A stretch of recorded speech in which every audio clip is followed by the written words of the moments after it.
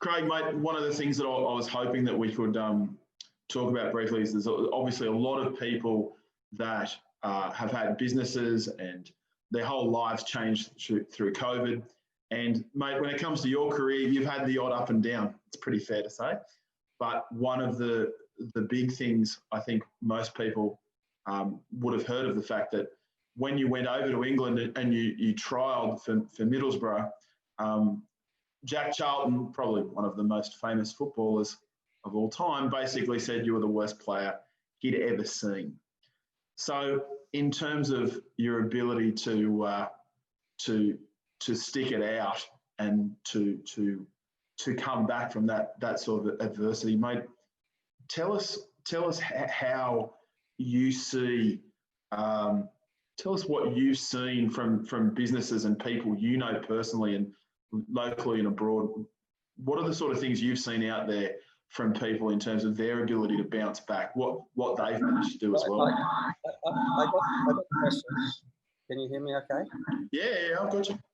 Okay, and it's funny, but you talk about that incident, but I just had, I'm 60 years old now, I just had an incident where a whole group of people were waiting for me and I couldn't even figure out the Zoom.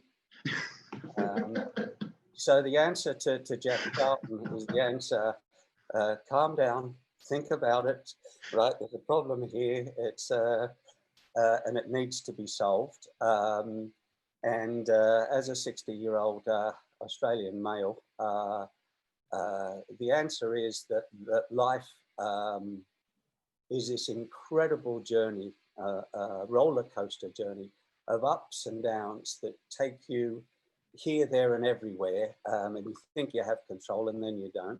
Think you're clever, and then you're not. You know, the journey is then how do you solve the problem? And I guess that that COVID has created this whole batch of new problems for all of us at every single walk of life. And it's the same as the rest of everyone's life, is it's how you react to the problem and how you solve it, and how you create a solution that then makes you happy, because life is about happiness.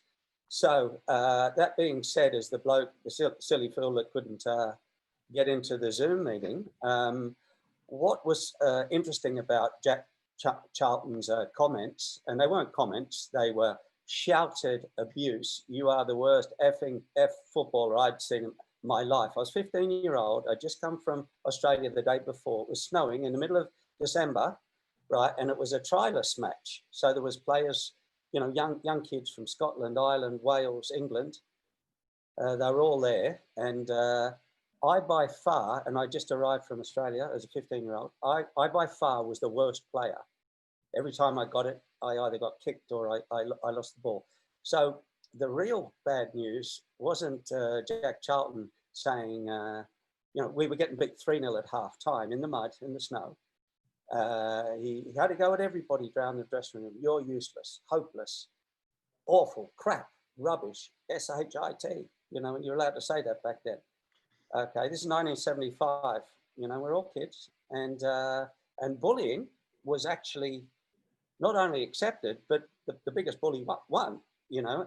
So this wasn't bullying because there was truth about it, because he didn't have time to muck about. And he said, where are you from? I said, I'm from Newcastle, Northern New South Wales, Australia. And he said, you are the worst footballer I've ever seen in my life. Now, F off. And I said, it was half time, by the way, of my trial. And my parents had sold their house to finance my trip. And I said, what now? Half time, now? And he said, yeah, F off. So everybody was shocked and horrified. So I packed my little bags up and I went outside in the cold rain, and I burst into tears. And I said, what do I do now? So that was my opening to English football. But I can look back on now on this and say that kids like to hear that story because it's very unlikely. And Jack Charlton was right, because I couldn't control the ball. I couldn't pass it, I couldn't dribble, and I couldn't shoot like all the other Irish, Scottish, Welsh, or English kids at that age. And I figured out that the dream was over. And then I tried to find the digs, and I tried to get somewhere to sleep. And that's the story that, that parents want the kids to hear. And I'm still embarrassed by it. That's why I made a little animation. I solved the problem. I didn't want to go to the schools and tell the kids my story. I ended up bursting into tears, and so did they. And I said, this is too emotional. I can't tell this story anymore. So I made a little animation.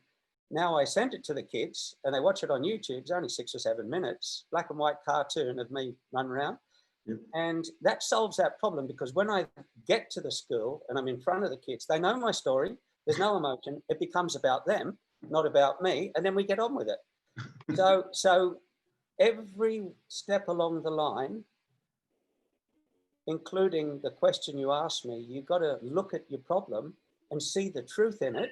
And I hate to say this, but I was a grade 8 student, and I saw the science in the problem. And I then set about, because I had to, because I couldn't eat and I couldn't feed myself, I set about solving the problem. And that's the...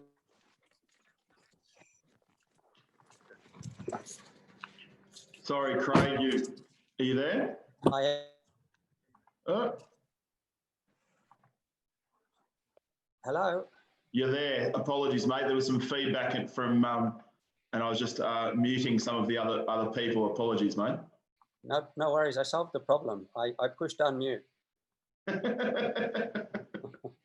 Mate, in terms of from yourself, I know that it's obviously that would have been a very uncomfortable experience at the time, but I want to dig into it just a little bit, if it's okay, because if you think about it, you know, you talked about and you compared, you know, having trouble getting on the Zoom call.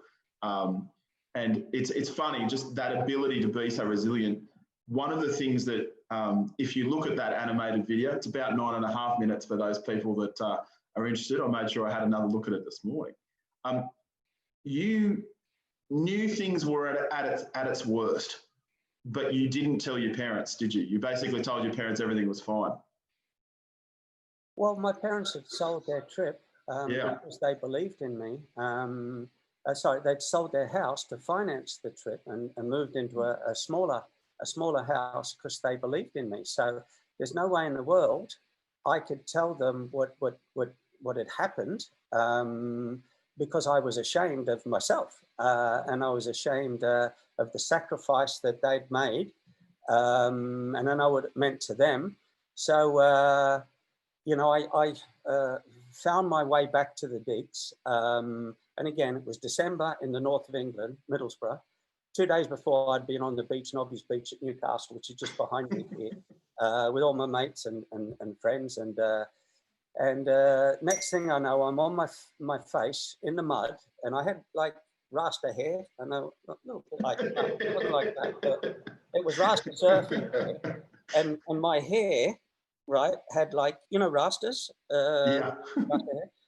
And all the snow and the mud was caught in my rasta hair. So this is when Jack Charlton's given me the boots. So now I'm soaking wet. I had to find the digs. So I flagged a car down, and this is 1975, black and white television, no phones, no apps, no internet, no nothing.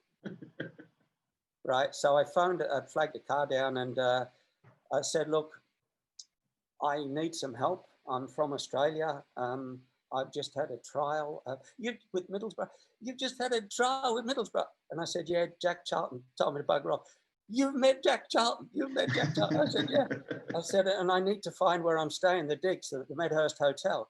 He said, I'll take you to the Medhurst, son. Get in, get in. I haven't got the accent, but so anyway, so I mean, he said, and how did you go? And I burst into tears again. I said, mate, and I told him. He said, well, it's happened to more than you, lad. It happened to more than you. Anyway, took me to the Medhurst Hotel, and then, which is the hostel where the players stay. And it wasn't a hotel, by the way. It was, yeah, an old-fashioned Airbnb. not Airbnb, old-fashioned hostel before, yeah. So then a lovely lady felt sorry for me because I was covered in mud and snow and stuff. And I said, please, I've just got to phone my my parents. So do you remember you had to collect call? So the reverse charges. They had to, yes, reverse charges. They had to say yes. So it took half an hour to get connected. And then Mum finally came on and she said, Craigus, she said, because that was her name. Craigus, are you safe in England? I said, yes, Mum, I got to Middlesbrough and I've had a trial. And she said, Colin, come to the phone. He's had a trial. And I said, and Jack Charlton was there. Jack Charlton was there. So anyway, Dad come. I know I sound like Dame Edna, but not quite. yeah, Dad came to the phone. Oh, son, he said, how did you get on? He said, what did Big Jackie say? I said, Dad, he said I'm one of the finest players he's ever seen, and he wants me to stay. And Dad went ballistic, and I hung up and burst into tears again. And I told the biggest lie of my life because I couldn't go home and I couldn't stay at the hospital, but I just knew I had to have a good night's sleep. So again, I had a good night's sleep. But that's a pretty amazing attitude at 15 to basically say, no. Everyone's sacrificed for me. It hasn't worked, but somehow I'm going to make it work. I'm a lot of different people would have thrown the towel in, and you just weren't willing to do it. Yeah, mate. A lot of people have thrown the towel in today, but people were different back there. Life was different. Reality was different. It was real, and you had to solve the problem. You couldn't fluff around and point fingers. Jack Charlton was right. What am I going to do? Say he's wrong. So, mate, honestly, again, it was gut instinct. And, I wasn't dumb. I told you I was a grade A student, right? I was smart and I was a good kid. So none of this fluffy stuff. It's like, okay, where do I sleep tonight? Because there's a problem to solve, and I'll solve it in the morning. So that's what happened. Next question. Mate, in terms of that sort of discipline, like obviously, as you say, look, maybe that's an attitude from a former time, but that's also an uncanny sort of level of discipline too.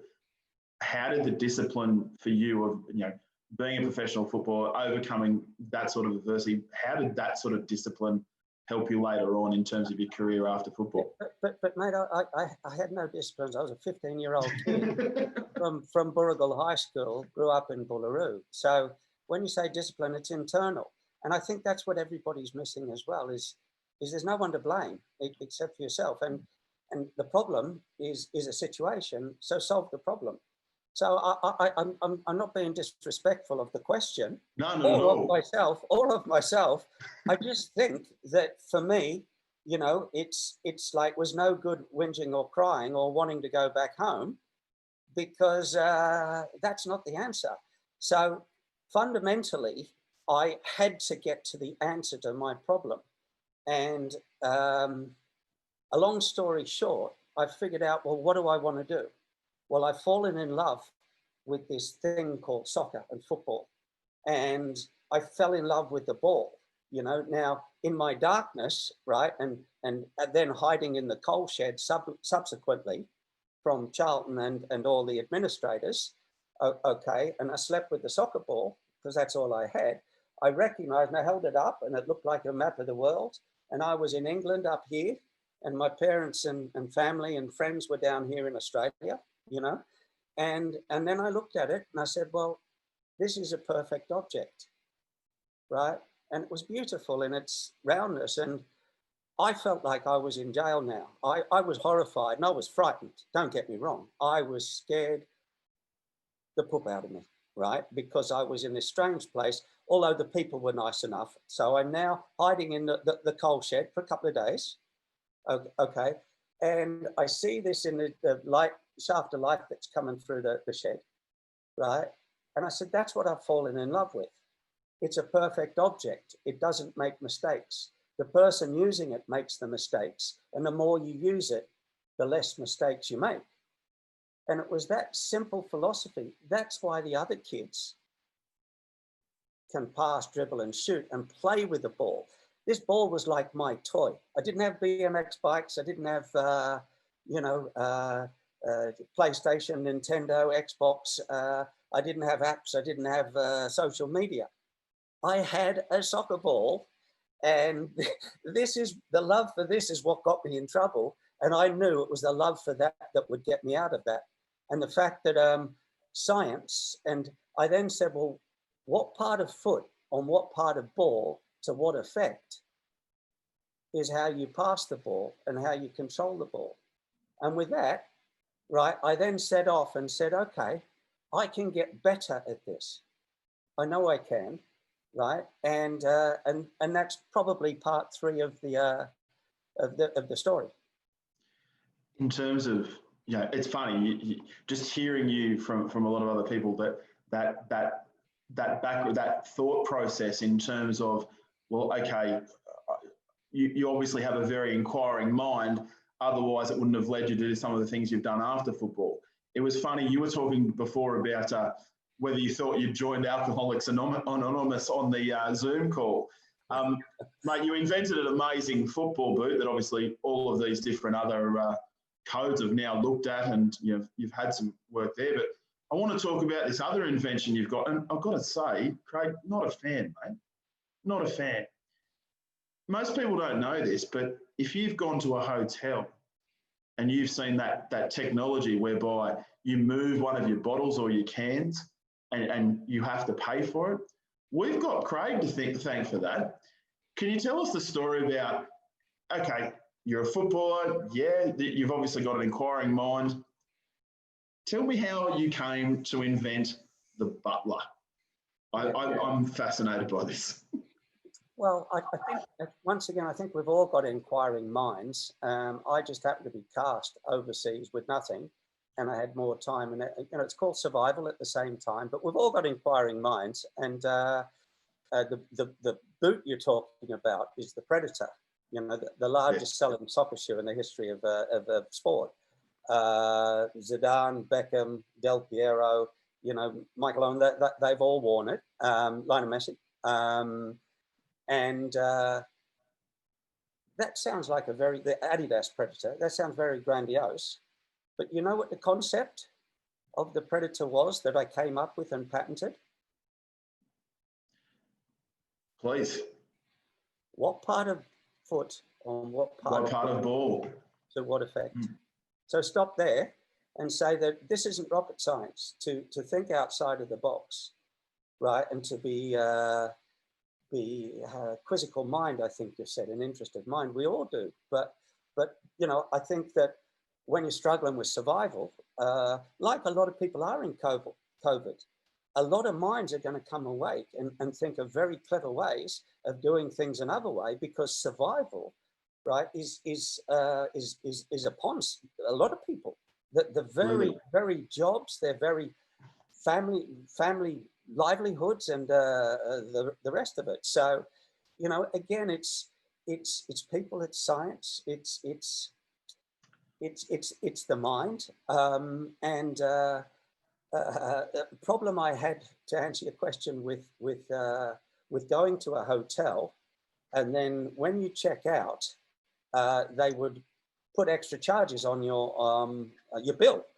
And if you said, well, I didn't have that, they said, well, it's gone, so you must have taken it. So I roomed with Bruce Grobbler, right, the goalkeeper. And Brucey was my best mate. I loved him dearly, even though he snored a lot. And home and away, we'd all be in the same bedroom. So now and again, I got this extraordinary bill, right, because some alcohol had gone missing, right? And I didn't want to dob Bruce in. So you just pay the bill, and phone calls, So long story short, I thought, well, if I could create a touch sensor plate where once you remove the alcohol, if you put it back, it didn't work. And then I could link that via the phone system, right, which is called a LAN, local area network. This is before the internet, way before the internet.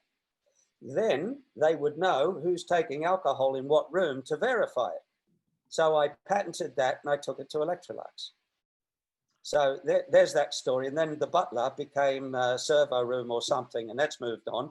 And so is the Predator, but it was a bit of fun. Yeah, I don't want to overlook your story about the Predator, because you talked about business's survival. Is it fair to say that the Predator was a large chunk of Adidas itself in its survival? Absolutely, absolutely. Adidas was virtually bankrupt. Well, they were. They were trading as insolvent, and a Frenchman bought Bernard Tapie for $1 from the Adi Dassler's daughters, the two Dassler sisters. So you've got to imagine this. You're a large German, famous business. Now the French, who they don't like at all, is buying the core of them and World Cup winners and all of that for $1. And that because he was paying the debt. So they were trading as insolvent. And this is a long story. I don't want to bore you with long stories, but I'll give you the payoff. And Bernard Tapie, I'd met because I was a global UNICEF ambassador with Pelé. And I'd done work with Pelé here, there, and everywhere. And basically, Bernard Tapie had asked me to speak at a UNICEF conference, and I did. And I told him I had a big idea for a soccer shoe. So long story short, when I brought the shoe and the patent to Adidas, they said, no, it will never work. And I took it to Nike, I took it to Reebok, I took it to Puma, I took it to another brand, who would that be, Umbro? And they all said, no, it'd never work. And I knew that it worked because, I'm gonna bore you with it, what part of foot on what part of ball to what effect. And I was coaching kids and trying to explain that to swerve a ball and get topspin or backspin, think of their shoe as a table tennis bat.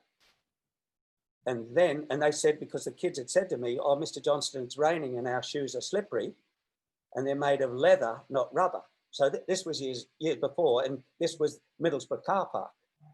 So it all came in, and that's when I got the patent. So I knew that it worked.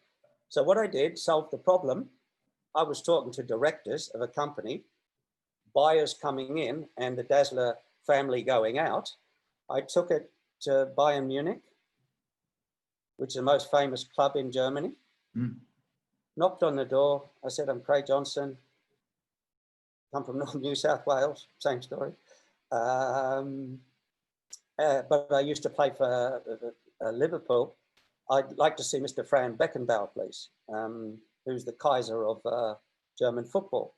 So she said, oh, excuse me, he's a very busy man. I said, please, I have some shoes I want to show him. And I showed her, well, I had one shoe. So she came back and she said, you're a very lucky man.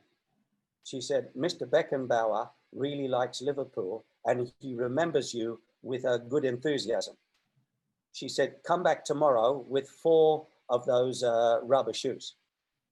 So next day I came back and it was snowing, really blizzardly cold in Munich.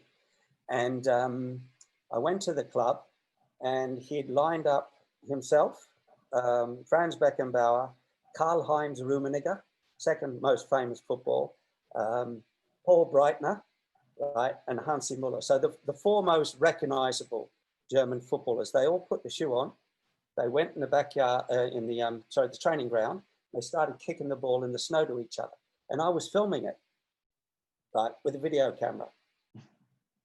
The biggest, cleverest thing I ever did in my life was to make sure I had a video camera. And then when they came together and they were nodding and they were talking to each other, jawohl, das ist gut, deine Kleine, and all of this stuff. And I'm going, what are they saying? What are they saying? You know, so I'm filming them. And anyway, for about 20 minutes backwards and forwards, and then they were talking to each other, filmed it. So I grabbed and I said, what do you think? What do you think? What do you think? They said, jawohl, das ist gut. You know, I said, is that it? Is that it? No, it's on the tape. So I raced back up to Nuremberg, which is about 1.5 hours, 2 hours from Munich. Adidas guard said, we've already said no. We've already said, no. And I said, no, I want to see them. They said, no, the board meeting is happening. They're selling the company. I said, you need to see this, They phoned up the boardroom and they had a big old fashioned television and a big old fashioned, this is VHS, you know, the VHSs. We So do. I said, I've got the Kaiser. I've got the Kaiser. Like that. What do you mean you got the Kaiser? On the video, he's wearing the shoes, Yep. wearing the shoes. Send him up, send him up. So they were doing a big presentation about bankruptcy. So they stopped the video, put this video in. Yep. Within 30 seconds, all of them all stood up and all started clapping. And they said, this is the future of our brand. You won't be allowed to leave until we do a deal. And that's how the deal was done, because, and here's the stupid thing and the dumb thing. I knew it worked. And you know, why would you tell lies about something that doesn't work when it's there? And you know, the video evidence is what people needed, you know, because there's too many people, I guess, that talk. You have to get on and do things rather than talk about it. Nathan, if you're there, can you please mute, buddy? Yeah, cool. I'll mute you. You're muted. Excellent. Let's move back, Craig. In terms of for yourself, I mean, just while I've got everyone on the call, this is a question and answer session. So please use the chat function if you'd like us to go through a particular area or a question, or feel free to ask yourself.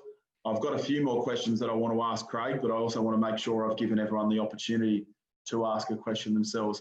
I do know there's a few football tragics on the call. Obviously, Craig's been very hospitable with his time, and I'm sure he'll try to answer it. Anything we've got. I'll ask another question if no one has one straight away. Mate, one of the things that's quite fascinating for me is the amount of people that look at all the things you've done on and off the pitch and legacy. I suppose for me, though, you don't get to a legacy without having taken a lot of opportunities. What do you think the biggest opportunities that you actually made, or the best opportunities you've either made yourself or taken post-football? You know, I think that I've been incredibly blessed, because we all have to make a living, because we all have mortgages, and we all have kids, and we all have school fees, and we all have vegetables to buy every week, and cars, and petrol. I've been blessed where I've seen that I didn't want to go to work in a bank or drive a bus, or I did want to be a scientist. I did want to be an architect. I got really sick when I was young, and the doctors were going to amputate my leg, and the doctor came in and saved my leg. So I had visions of being a doctor and inspiration to be a doctor. So I've been blessed, because then I fell in love with this game of soccer, and I chased it. And then I love music. So I chased music, and I had a number one, co-wrote number one, a number 3, and a number 40 in the British charts. Then I loved soccer boots, like women love high heel shoes and handbags. I love soccer boots. I can see Mari nodding very quickly in the background there. Yeah. Well, I can't see anybody, but I can imagine. You know, just women have this weird love of handbags that we will never get. Well, I hope we'll never get. And stiletto heels, I hope we'll never get. But the thing is that when you're a bloke, you love different things, and I'm a pretty blokey bloke, I hate to say, and football boots then became my love, because they gave me a living and a livelihood with Liverpool and Middlesbrough. So I've taken opportunities in merchandising, and it became, the Predator, by the way, became the largest selling soccer shoe of all time, and made billions of dollars for Adidas. And Bernard Tapie sold the business to a chap called Robert Louis Dreyfus, and it floated for $1.5 billion about 8 years after the Predator had arrived. And all the press had said that the float was down, and Adidas's resurgence as a business, or not resurgence, they were dead, they were buried. was down to the Predator football boot, and Madonna had walked onto a catwalk in New York, and she was wearing a red miniskirt, and it had 3 Adidas white stripes down there. And so there's a pop star wearing because sport was always sport. You never mixed it with culture, but Madonna, not Maradona, Madonna was the culture of the time. And the Times newspaper actually said that those are the 2 drivers that saved Adidas's business and allowed them to float for such money. So I've been blessed and I've been lucky, but I backed up. I'll give you another answer to your question. You know, the Melbourne Cup was just on and other things, and a lot of people gamble Yes. and love it. And it's a real Australian culture. And as far as gambling is concerned, I'm a loser. I've never met a bigger loser in my life at gambling than me, because I won't take a risk on losing any money like that, but I will back myself, right? If I want to do something, I will back myself with working harder, working smarter, working with more passion and desire. And I will make it happen to the best of my ability. And if that's still not good enough, at least I've done it to the best of my ability, which then becomes a self-esteem issue, and you can walk away from it. So what you're not going to ask me about is my failures. And let me tell you, I've had quite a few. I was actually, you know, it's funny you should say that. I was actually going to ask you, because you don't come across as a guy that has a lot of regrets, but would you call out, say, 1 or 2 of what you would think your biggest mistakes were? And it's a pretty personal thing to ask. I appreciate it's not an easy one. You know what? Being selfish and self-obsessed and self-absorbed. And I think that that's a mechanism, as my mum tells me, that I must have built up when I was young. And mum always says that she doesn't know how I did it herself. She's still alive, and you know, she's just wonderful. She always says that I was my own nanny and my own policeman. Mum was a school teacher and a headmistress at some stage, and you know, I was blessed to have the parents I did and grow up with this working class attitude. But mate, I think that what's helped to shape me as a person is as much my losses and my my heartbreaks. You know, I've been in and out of love, and have you know, fallen out of love, and you know, done the wrong thing, and had the done thing to you. And it's the same as sport. You know, you can't blame anyone except yourself, and take the responsibility, then work it off in a very positive way that that gets your self-esteem points back for yourself. So I know I've been much more selfish than I should have been, and I don't like myself because of it, but I'm trying. I'm trying. So, well, Matt, I want to sort of focus on a few happy things as well. Absolutely. I want to come back to your latest gamble, because I think that's pretty exciting in itself. But I do want to touch on that. But before we do, mate, who was the best person that you thought you'd played with and against in your time? And who's the footballer out there at the moment that you'd admire the most? Well, the best I played against made a fool of me in Holland, and his name was Johan Cruyff. And that's a long story, so I'll give you the answer straight. The player I love, and I think is more than a player. There's a mere mortal, and then there's a god. Is Lionel Messi right now that's playing? I didn't play against him. Glenn Hoddle in his day he shouldn't have been a soccer player. He should have been a ballerina. In fact, he was a ballerina that could kick a ball as well and score goals and volley from the edge of the box. And I was a sneaky Spurs fan when I was young. So who do I love now? I love Coutinho when he was at Liverpool. I love Suarez. I think, and I've said this before, the best player to ever play for Liverpool was Luis Suarez. I mean, and again, I think you've got a little sort of access into my mindset.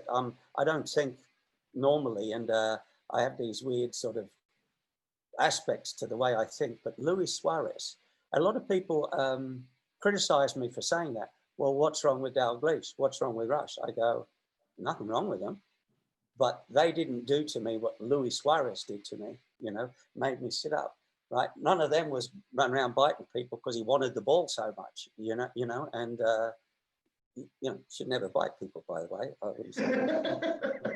But that's how much he wanted it. He made a fool of himself and disgraced his name and got sold for it. But you know, there's a sort of answer. There's a sort of answer. You know where I'm going with that. Sure. Is it one of the things that not a lot of people know is that obviously, whilst you cut your time short at Liverpool, you actually went back over there and were one of the first people to go back over there to support the community when things went the wrong way. Who are the people that you still catch up with from Liverpool and from your playing days? You know, mostly the jocks for some reason. Souness, Dalglish, Hansen, a chap called Stevie Nicol, another Scotsman. I don't know, I felt more connected with them than anyone else. I took Brucey Grobbler, the crazy Zimbabwean goalkeeper, around Sydney Harbour on a boat about a year ago, and he'd never been, and it was just magic. And he wants to come back here and live and teach kids how to be goalkeepers, by the way. Johnny Barnes was another dear and lovely friend. All beautiful, beautiful footballers, but beautiful people, beautiful men, all gentlemen, all gentlemen. Yeah. So I'm just going to clarify something. I actually, you said, I did actually, it's not that you said anything wrong, but I retired at 27 because my sister had a very, very bad accident. My sister Faye, at 20, I was 27, Faye was 21. And it was a gassing accident in Morocco. And her husband had died the week before, and she went to get his belongings. And she was having a shower in Morocco, and the gas flame blew out, which then she breathed in, and it rendered her unconscious. And as she fell down, she hit her head on the side of the bath, which knocked her out completely. And she was there for an hour smelling the gas, which is why she got this massive brain damage from lack of oxygen. And I had to go stop what I was doing and immediately and go and get her from Morocco and bring her back to London, whereby when she had to come out of the coma. So that then Mum and Dad came over and I had to go back to Liverpool. And I was there for about 6 or 8 months, and it seemed futile that I was chasing yet more of my own dream, which to be a professional football player, when Faye was lying in the hospital in a coma. So I decided to retire, and Faye brought Faye back here to Australia, to Newcastle, where I am. And we thought that she would recover, and she came out of the coma, but she's still in a vegetative state, and she's never really recovered. And Mum still looks after her to this day. That's real resilience. Sorry, Craig, I didn't mean to see like that. One of the reasons why I mentioned is because this was, there's a lot of things that you blazed a trail for, but one of the things that most people would not really recognise is that this was a time when no one prioritised their family. So whilst there's a lot of things that you did and you blazed a trail for, you're probably one of the first people that reached the top of their sport and prioritised their family, which is a massive achievement in itself. There's not a lot of people that, there's a lot of things, and when you look at your legacy, there's amazing, items and things you've achieved, but that's actually a massive one. One of the amazing things that, if there's any good that's come from COVID, there's been a lot more people that have actually prioritised their family. So that's probably one thing that you wouldn't have put your hand on your back for, but it's a pretty amazing legacy to be one of the first people to do that too. So I thought that that's something you should call out. Yeah, well, again, it's the same answer as the very first one. There was a problem, and you have to find a solution.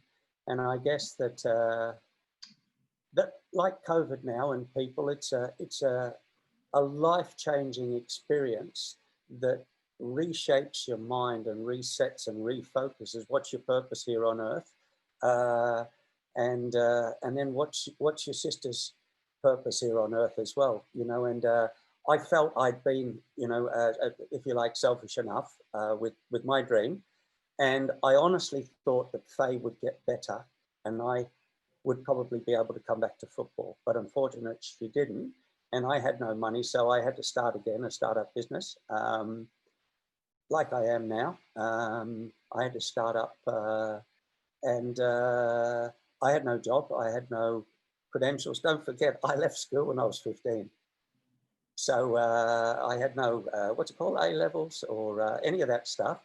So I'm back in Australia with my family and my kids, and I've got no job and I've got no money because nobody had ever walked away from the game of football before, and the contract was cancelled.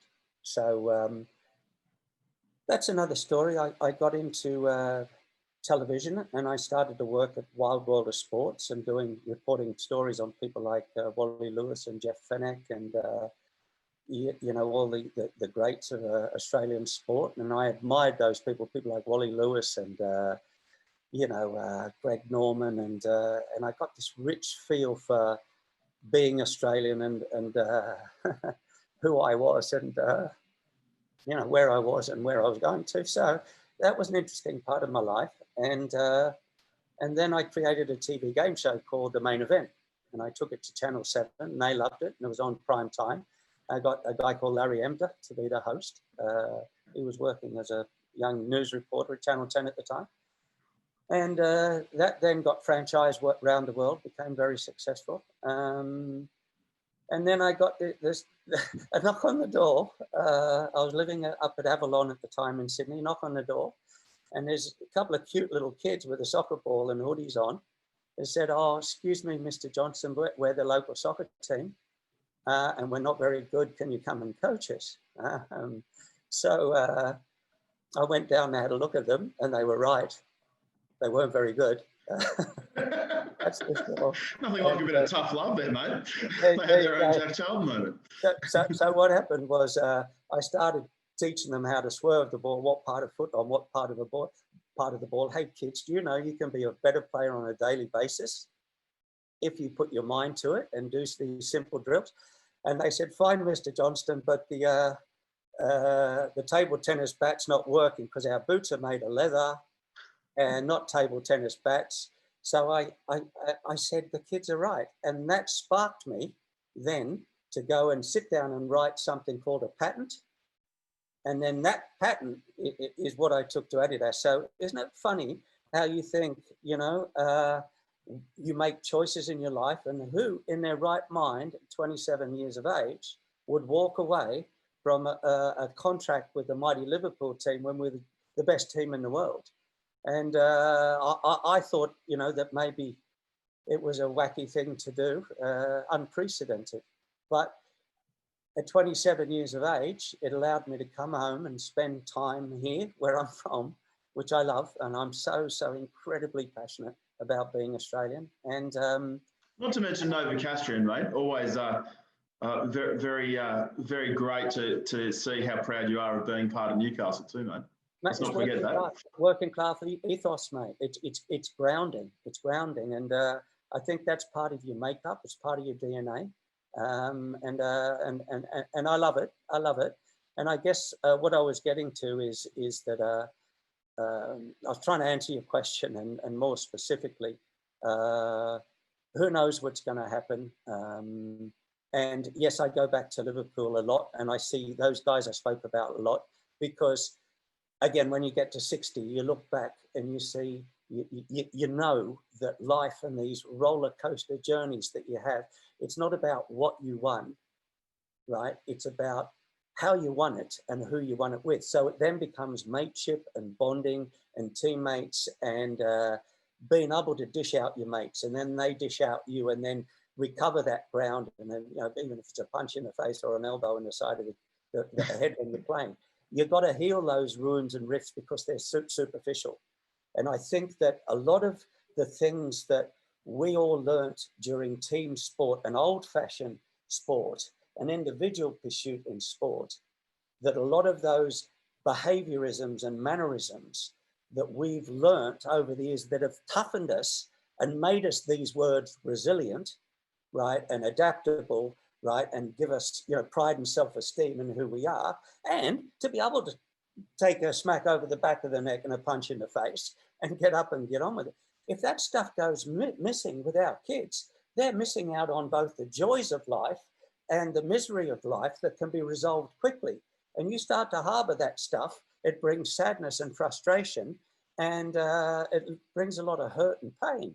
And mate, let me tell you, apart from having, what's it called, failures, I've had plenty of failures, mate. We'd have to have 4 hours to talk about that, but I've had plenty of hurt in my little life as well, even though I'm never going to show it. I can't show it. I've had a lot of hurt, mate, and this hurt stuff actually hurts. And you've got to be clever enough. And like the Middlesbrough car park, you've got to almost play tricks with your own mind, because I think we can play tricks with our mind to get us in a bad spot with things that maybe aren't there. And these tricks, if we start playing more positive mind tricks on ourselves, little games in our head, that's what got me through Middlesbrough. That's what's got me through Faye and her accident. That's what's got me through life, is the motivational little tricks where we all do it. We all play them. And I think now's the time. We've got to play them more. We've got to play them together. And we've got to get more kids playing more sport more often for their own good, and their own self-esteem is a word we haven't used. But we've all got a currency. We've all got a currency. No matter how clever or rich or, you know, our family background, we've all got a currency of self-esteem. And on this roller coaster journey of life, our self-esteem goes up and down, and we've got to somehow pull it in about there and make interesting and bold moves sometimes, and be prepared to fail, because you've got plan B up your sleeve, you know. And there's not a lecture. I sound like I'm lecturing. I'm not. No. It's actually giving you the value of my hard-earned experience. Mate, it's actually a great segue into your latest bold gamble. One of the things that I wanted to talk to you about, just a reminder, everyone, hey, feel free to sing out. We've got our chat at the bottom of the Zoom call. Feel free to shout out. But before you do, I want to ask you one question, Craig. Sure. You are really, you know, you're obviously very passionate about the direction of football in Australia. And I was wondering if you could share with us the latest gamble. And when we say gamble, it's really just, you know, it's your passion. You've clearly shown how your passion is now towards, well, okay, how does the next generation look and get the same love of football that you've had? There's a lot of things you've simplified today. And one of the things you simplified was, what part of foot on what part of ball. Well, I was wondering if you could share with us your vision and your latest direction, and how you see you solving that problem. Okay, again, I'm going to come at it a different way, if you don't mind, mate. Of course. It's like we've all got a problem, you know. It's the next generation and the generations after. If we keep going in the wrong direction with the way things are going, and social media and gamification and shoot 'em up and kill 'em games, and instant adrenaline and instant reward, and put downs, and you know, shaming, and you know, I don't have to explain. We all have kids, and we all know where it's going, and we don't like it. So if there's a solution, and science tells us, and psychology tells us, that fresh air and and life and laughter and joy and camaraderie and teamship. We've already said it. So that's my problem. Then you said, what's my gamble, right? Which is a really strange word. I'm 60 years old. I've got this whole bunch of tricks up my sleeve that are proven, tried and tested. And not only do I know how to be a better soccer player on a daily basis, I know how not to go bankrupt, right? Because I've been bankrupt two times, I'm sorry. Okay, officially once, but I was hovering on the edge for 5, 6, 7 years, okay? Because I believed in what I was doing, nobody else did. So I've got this bunch of tricks in sport and music, and I love coaching kids. So I've been trying to do this for 15 years, and there's something called a governing body of sport that won't let you do exactly that. And that's not a whinge or a moan, it's a fact. And there's a whole bunch of reasons from their side, most of them financial, and they've got mortgages and they've got kids and they want, good lifestyle. So they have to keep their job. So someone coming in, trying to change the system, it upsets them. So I'm not allowed to pass the stuff on. So I figured out that what I was really doing after the roasting with Jack Charlton was I was trying to figure out the magic of the soccer ball. And I was looking at the players that could control the ball, pass it, dribble and shoot, and how they did it and how I did it. And I realized they were doing it properly and I wasn't.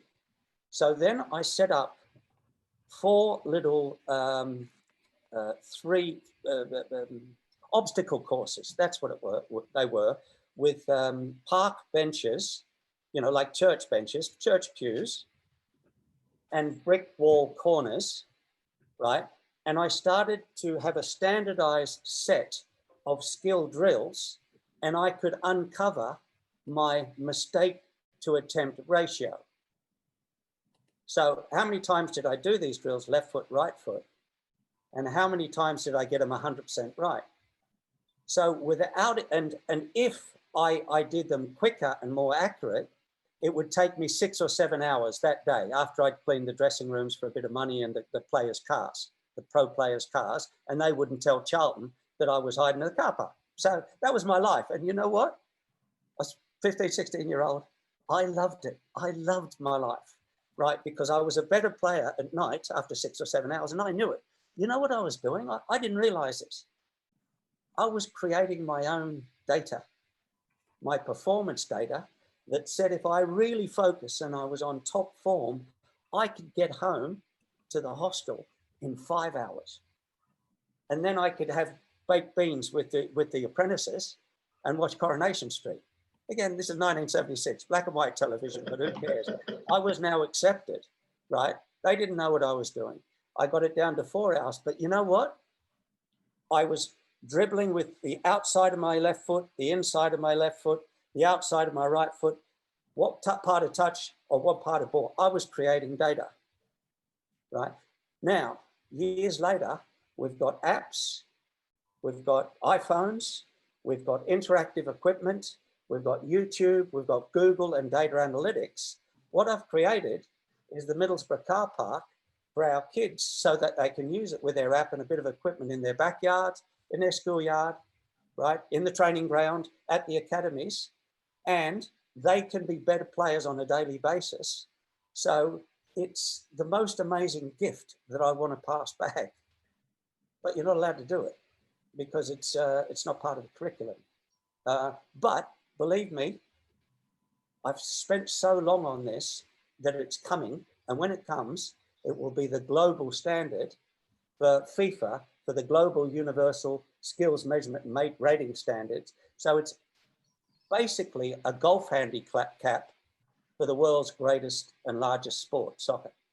That's what it is. So players themselves on their app, girls and boys, from the beginners to the pros, to Lionel Messi, or as I used to say, from Peckham to David Beckham. Anyway, there you go. Craig, there's a question, and thanks, Paul, for your question.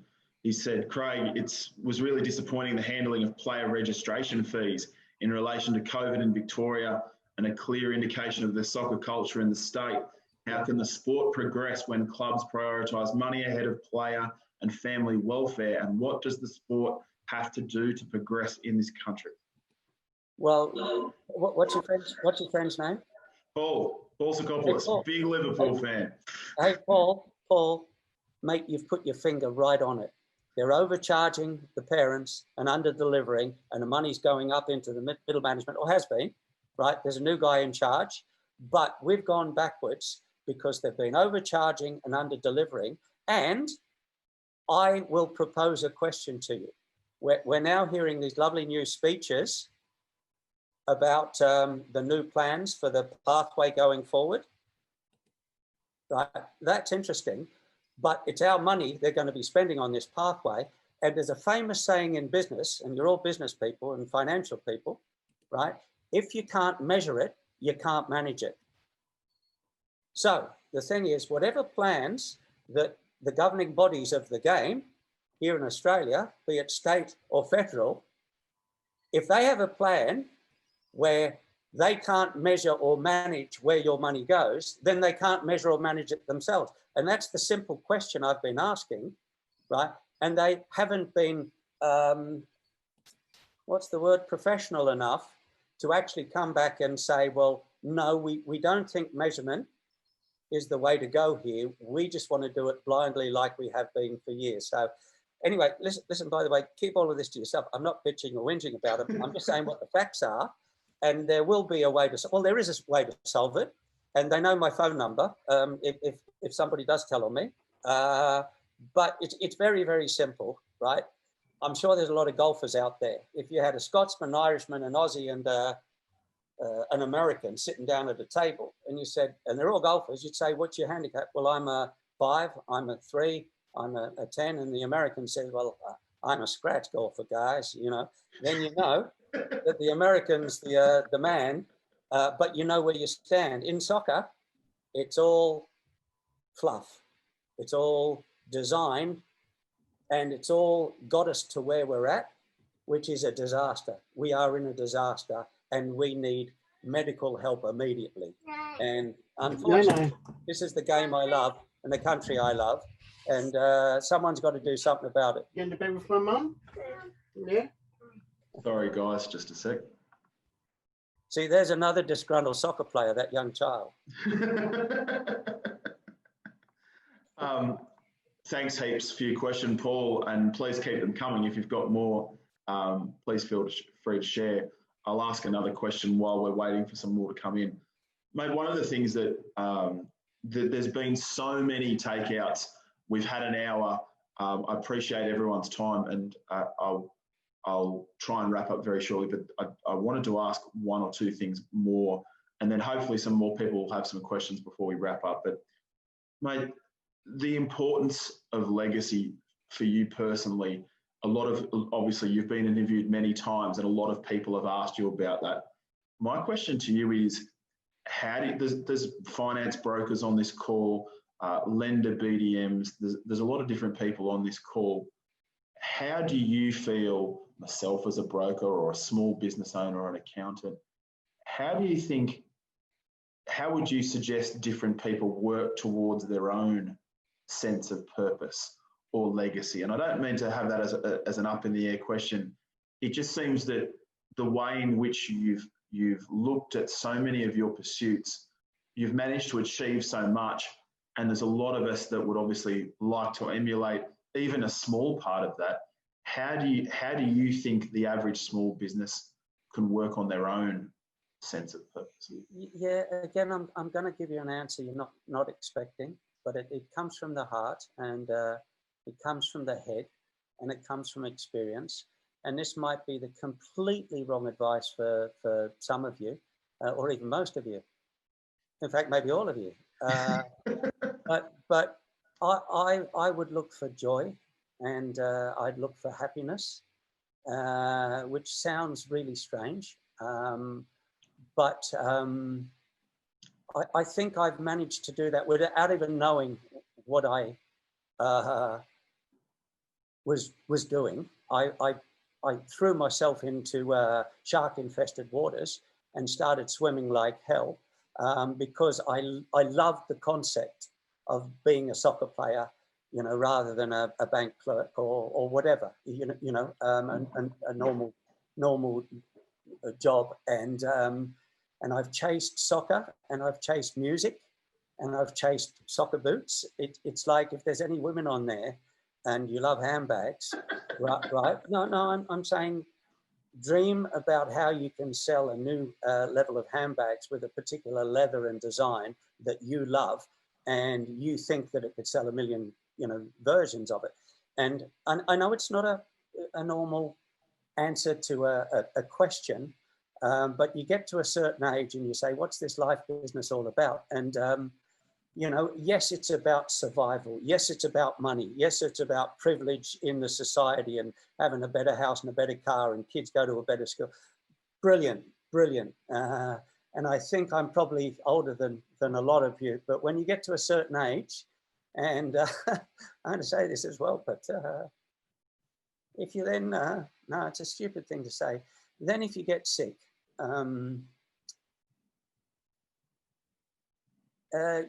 you spend time thinking about the real purpose in life and why we're all really here, and you know, what you can leave behind, because that's important, because you won't be here, so you may as well leave some joy behind for someone.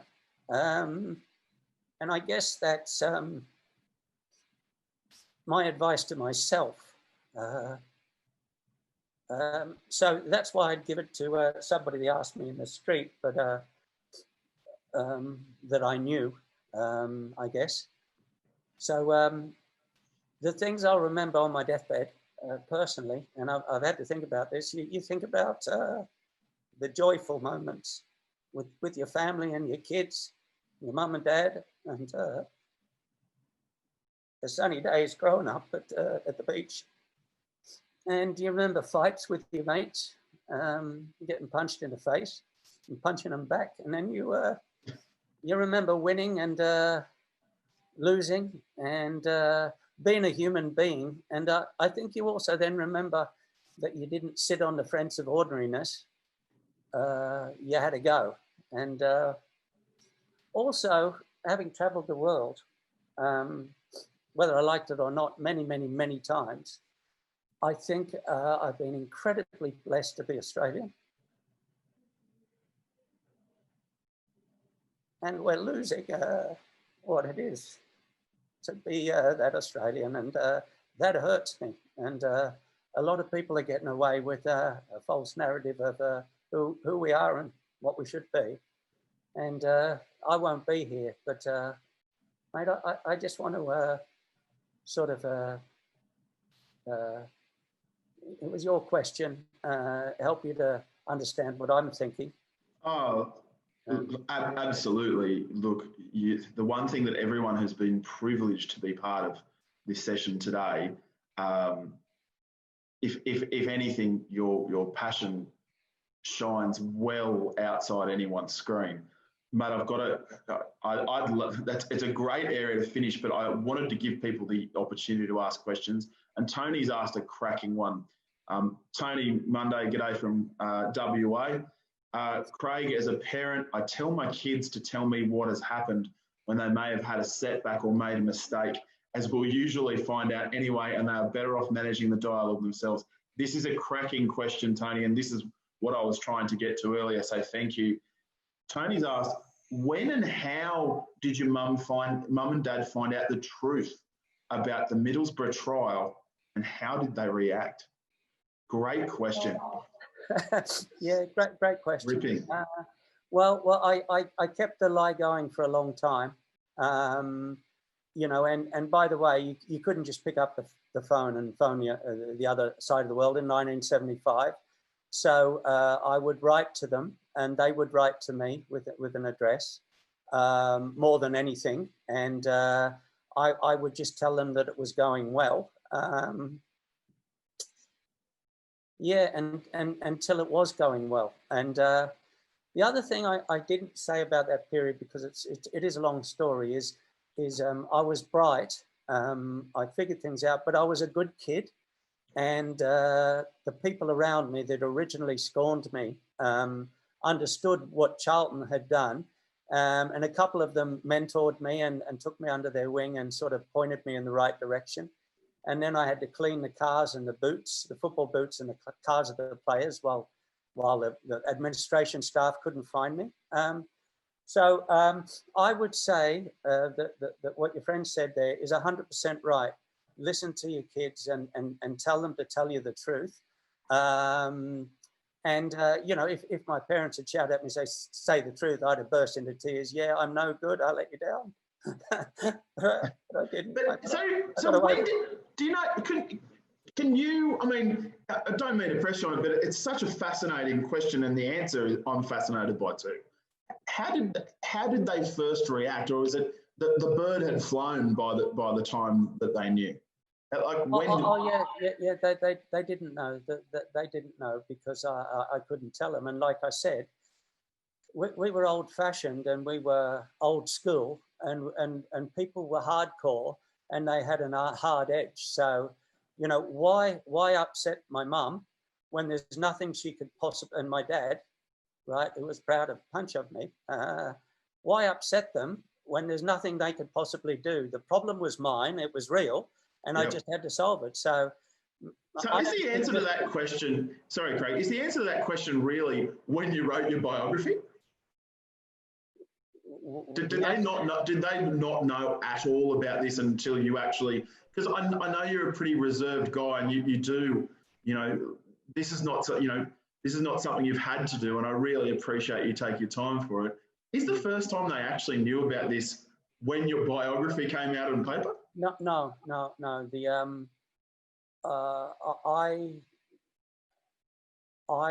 as I said to you, I spent so much time in the car park, and it didn't go unnoticed by Jack Charlton got moved on. A new manager called John Neal came in. All the professionals parked their car in the car park and gave me a few bob to wash their car. So everybody knew I was there. The kangaroo in the car park was my nickname. Everybody knew I was practicing 6 and 7 hours a day. And then when John Neal came in, right, he said, "Who's this bloke in the car park?" They said, "Well, he's the kangaroo. And what does he do?" "Well, he cleans our boots and our shoes." So, and then John Neal said, "Well, is he any good as a player?" And they said, "No, he's crap." So John Neal was happy with me then, but I was telling them if I ever did phone mum and dad, very, very rarely, once every 6 weeks or 2 months, because that's what you did then. You know, everybody that went overseas, you couldn't pick the phone up and speak to your mum and dad. It cost money, a fortune. Anybody that is old enough to remember. In my writings, it teased out a little bit, but what could they do? You know, then I think that I started saying, "Look, I'm getting better," and this and that, and it was an easing process. And then when I came home, you know, 1 or 2 years later, I would share bits and pieces with mum, because mum's the best human being on the planet. So no, it wasn't in the autobiography, but I suppose that's when my story, and I finally had time to reflect on it. And a friend of mine, a good friend of mine from here, Newcastle, Neil Jamison, we sat down and wrote it, a lot of it at 1 Mile Beach up at Nelson's Bay. And mate, I was a bag of tears then, sort of even remembering it and writing it down. And it was actually a lot tougher than I've ever said in terms of grit and determination. But mate, I was just thinking while you were talking about resilience, and I guess that's why I've explained that there's 3 or 4 or 5 stories here, and they're roller coaster journeys for me, and bankruptcy and failure is there as well, and it is resilience. It's being able to bounce back like a rubber band. It's adaptability. It's flexibility. You know, it's all those words that I hear all the time. But I think our kids have got to have written stories, and they've got to have hands-on sort of graphic evidence of what resilience really is. Because at the moment to kids, they're hearing it too much. It's just a bunch of words off teachers and parents and what have you.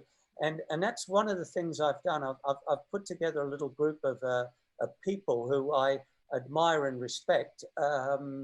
And you'll know about them soon, but they're the Craig Johnstons, if you like, of their code and their sport, and they're Australian, and they achieve great things at international level.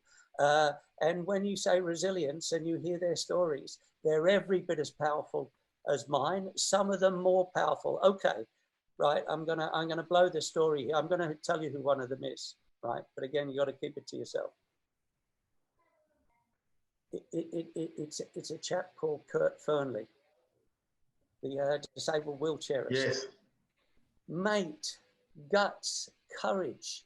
I've never seen anything like this in my life. I recently did a bike ride, the Steve Wall bike ride I do every year, and up at Toowoomba last November.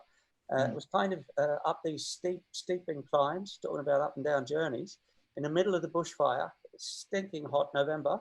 And Kurt is there, right, with no legs, and with his arms, he's not only keeping up with all the bike riders with full legs, he's ahead of them. And he rode the whole way. You know, we're talking about 1,000 miles in 8 days. And I've never seen so much guts in all my life. And it inspired me incredibly to say, look, mate, I love your story. And, you know, my story is nowhere near yours, but please help me to tell my story to our kids going forward so that they know what these words, you know, guts and stuff. You can say guts and get stuck in and all of that. But when you see people like Kurt doing it, his heart must be that big. Mate, I've got to say, I'm incredibly proud.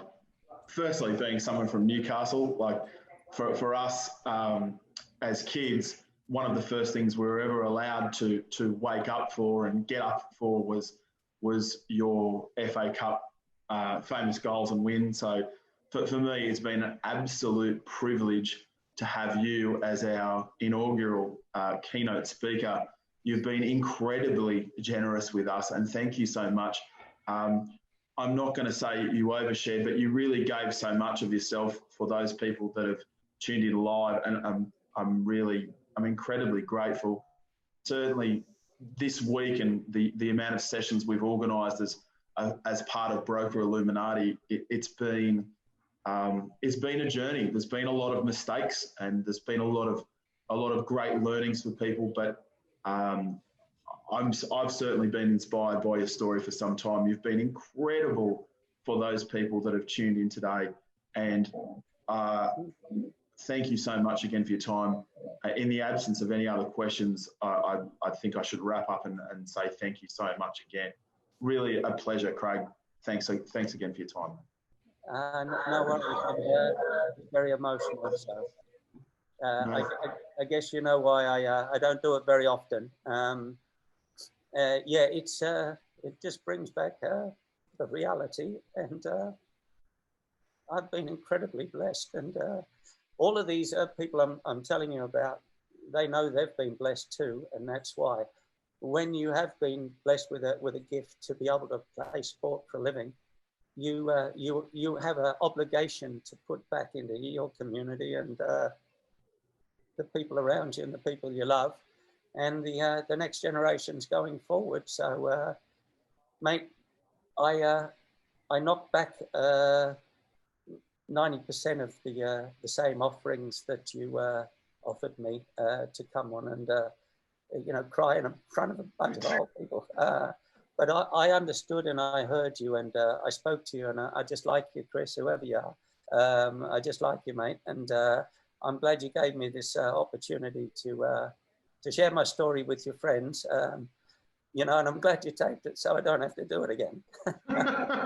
Well, I will give you the obviously first right as to what you want shared and what not, and that's the very least I can do because you've been so generous. And look, thanks again, Craig, mate. An early birthday present for me, spending this time with you. Thank you so much. Appreciate it. Good on you. And enough about me and you. if I can just say to everybody that's struggling there in the background with the COVID and the business and all of that stuff, you know, I hope you got something out of it. And as I said, you know, I think I come across as a lecturer sometimes, and I don't mean to. I'm so specific about what I've done, and you know, and what's worked and what hasn't, and what needs to be done going forward. Yeah, like I said, I hope you've gleaned some interesting stuff that you can use yourself to think outside of the box and you know, find that joy and a little bit of that that fun and that laughter that helps with the self-esteem, and find it in your family and your group, and don't be precious. You know, if someone takes the piss out of you, you know, see the joy in their joy, if not your own. And that's it. That's it. Because that's what we did in the Middlesbrough dressing, the Liverpool dressing room.